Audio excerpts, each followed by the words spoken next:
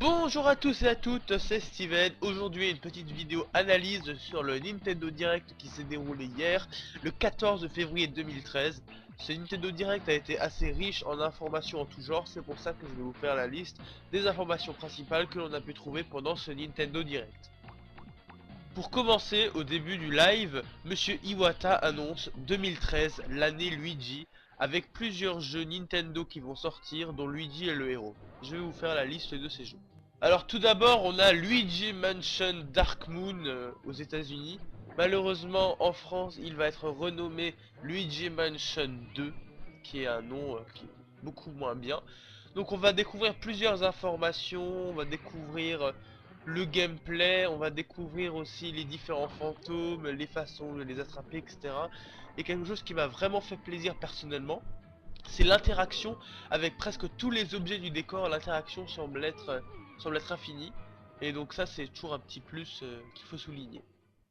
Ensuite, c'est la nouvelle qui a surpris à peu près tout le monde, moi en premier, un nouveau RPG Mario et Luigi qui s'appellerait Mario et Luigi Dream Team au Japon et en Amérique. Le nom va sûrement changer chez nous. En tout cas, c'est un RPG que j'attendais avec impatience vu que je suis fan de Bowser Inside ou bien le voyage au centre de Bowser qui est mon RPG préféré. Ça a été vraiment un grand coup de cœur pour moi. Donc j'attendais cette suite avec impatience, j'y croyais plus.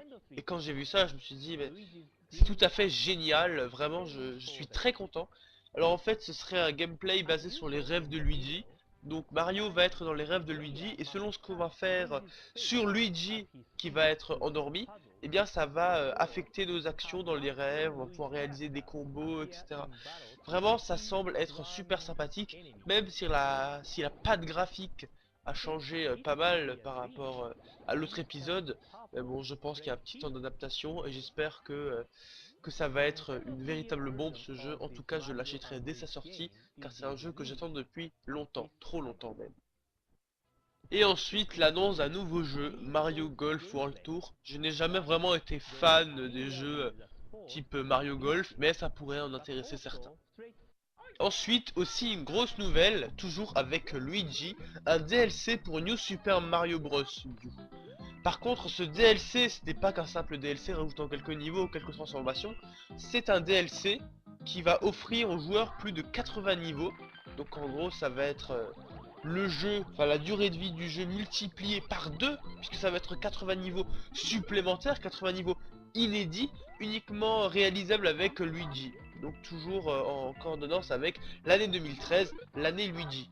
On espère que ce DLC sera gratuit et s'il est payant, on espère qu'il ne sera pas trop cher et qu'ils ne vont pas nous faire le coup de nous faire payer un DLC à 40 euros. Ce serait vraiment de l'arnaque.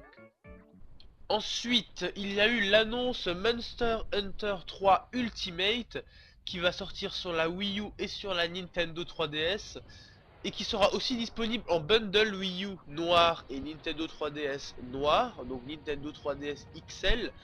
Mais ce qui est dommage, c'est qu'avec la version Nintendo 3DS, le jeu sera préinstallé dans la console et il n'y aura pas de version boîte. Nintendo commence à plonger dans le piège du téléchargement en abandonnant les boîtes, c'est pas bon signe.